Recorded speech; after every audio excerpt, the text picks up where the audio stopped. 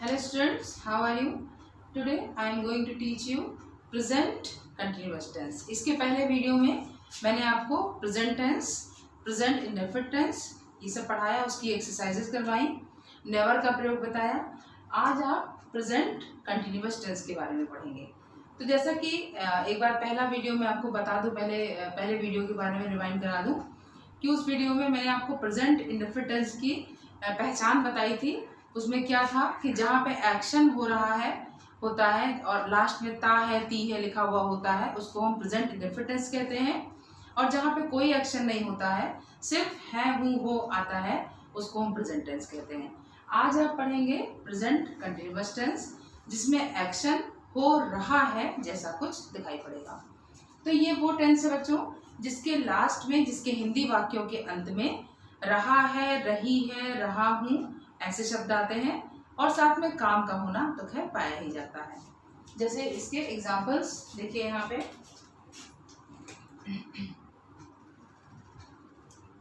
इसकी पहले आप वर्ब देख लीजिए। पहचान क्या होगी इसकी? पहचान इसकी हिंदी में, हिंदी सेंटेंसेस के लास्ट में रहा है, रही है,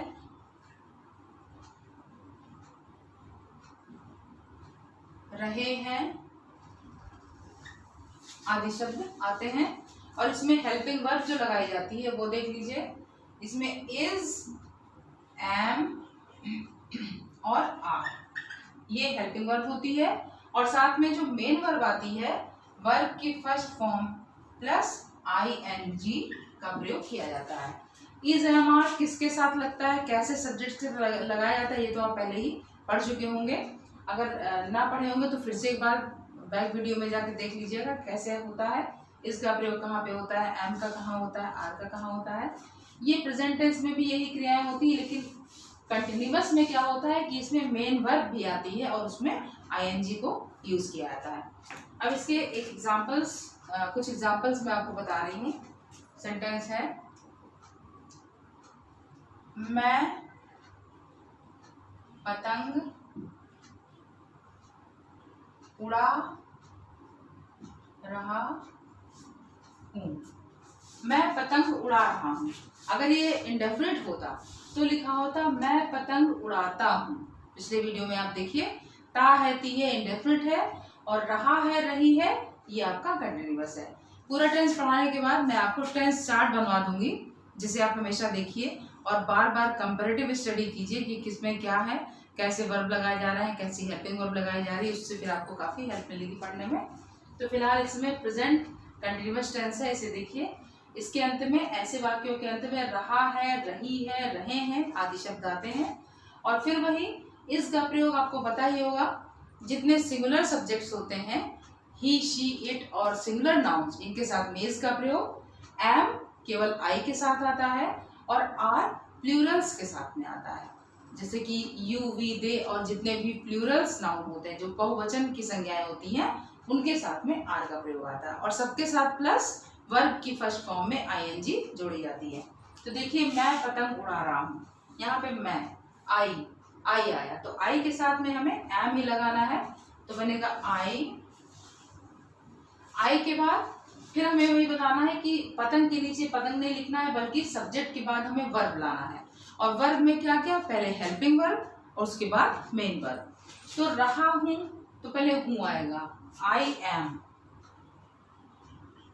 अब उड़ाने की इंग्लिश क्या होती है, फ्लाई, तो फ्लाई को फ्लाइंग कर दिया जाएगा क्योंकि ING लगता है इसमें।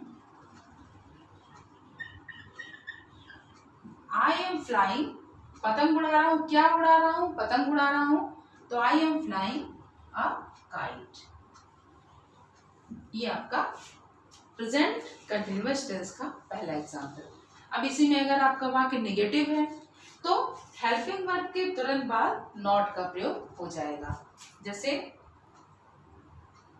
किसान खेत नहीं जोत रहा है। किसान खेत नहीं जोत रहा है। तो फिर देखिए वाक्य के अंत में रहा है आया तो आप पहचान लीजिए प्रेजेंट कंटीन्यूअस टेंस है। अगर जोतता है होता तो प्रेजेंट इंडेफिनिट टेंस होता, उसकी वर्ब और उसकी हेल्पिंग वर्ब अलग हो गई होती। लेकिन यहाँ पे जोत रहा है तो मतलब कि कंटिन्यूटी दिखा रहा है, तो is am are plus verb की फर्स्ट फॉर्म में आईएनजी, यही हमको करना है। पहले सब्जेक्ट लिखेंगे, जो काम कर रहा होता है वो सबसे आगे होता है। यहाँ पे किसान हो गया, फार्मर, द फार्मर,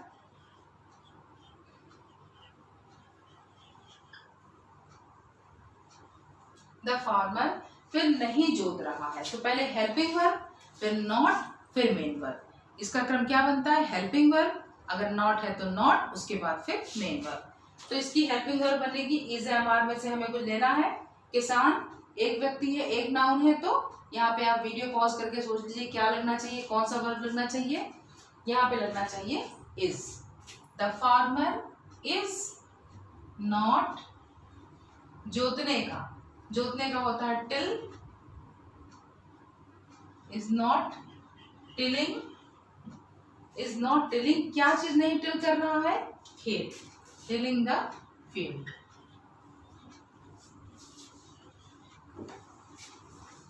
ये आपका प्रेजेंट कंटीन्यूअस टेंस का नेगेटिव सेंटेंस है। स्टूडेंट्स इस सेंटेंस का ट्रांसलेशन कुछ ऐसे बनेगा। सबसे पहले हमें क्यों को आगे लाना है क्योंकि ये क्वेश्चन वर्ड है, तो बनेगा वाई, उसके बाद हेल्पिंग वर्ब वाई आर। यहाँ पे आर क्यों लगा, क्योंकि बच्चे ज्यादा हैं, एक से ज्यादा हैं। वाई आर द चिल्ड्रन,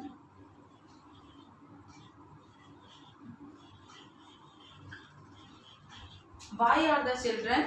अब ये नॉट भी है, यहाँ पे इंटरोगेटिव नेगेटिव सेंटेंस है, तो नॉट को हमें सब्जेक्ट के बाद यहाँ लिखना है क्योंकि हेल्पिंग वर्ब यहाँ पहले ही लिखी जा चुकी है। Why are the children not, पढ़ रहे हैं, स्टडीइंग, STUDYING, साथ में क्वेश्चन मार्क यहाँ पे लग जाएगा। तो सेंटेंस क्या बना, why are the children not studying. तो इस तरीके से ये सारे एग्जाम्पल्स प्रेजेंट कंटीन्यूअस टेंस के हैं। एक बार फिर से रिवीजन कर लीजिए। इसके हिंदी वाक्यों की पहचान होती है, वाक्य के अंत में रहा है, रही है, रहा हूँ, साथ में एक्शन होता है, और हेल्पिंग वर्ब जो होती है उसकी इज एम आर होती है। इज एक वचन के साथ में एक वचन में कौन कौन, जैसे कि ही, शी, इट, और सिंगुलर सब्जेक्ट्स के साथ में, एम आई के साथ में, और आर प्लूरल नाउन्स के साथ में, और साथ में यू, वी, दे के लिए भी आर का प्रयोग होता है। प्लस सभी के साथ में वर्ब की फर्स्ट फॉर्म में आईएनजी लगाई जाती है। एग्जाम्पल्स हैं ये सब, इनको आप देख के स्टडी कर लीजिए।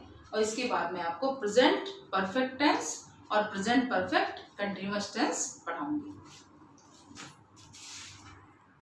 स्टूडेंट्स प्रेजेंट कंटीन्यूअस टेंस में कुछ ऐसे वर्ब्स हैं जिनके साथ आईएनजी का प्रयोग नहीं होता है। जैसे ये देखिए यहाँ पे मैंने लिखा है सी, हियर, इसको आप लोग नोट कर लीजिए कॉपी में। See, hear, smell, taste, want, wish, love, agree, know, smell and hate, इन सब के साथ आईएनजी का प्रयोग नहीं होता है।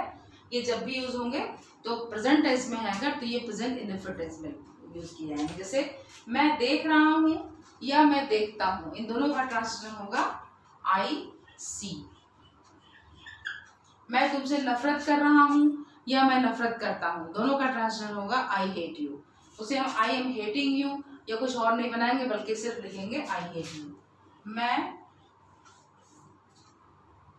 यह चाह रहा हूँ,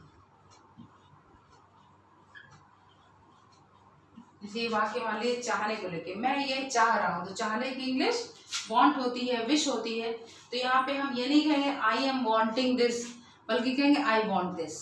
इस तरीके से बनेगा आई वांट दिस। तो ये भी आप वर्ब्स हैं कुछ ऐसे जिनके साथ आईएनजी का प्रयोग नहीं होता है, इनको प्रेजेंट फॉर्म में ही, प्रेजेंट इंडेफिनिट टेंस के फॉर्म में ही रखते हैं। इन्हें आप नोट कर लीजिए और ऐसे वर्ब को लिखते समय ध्यान रखिए।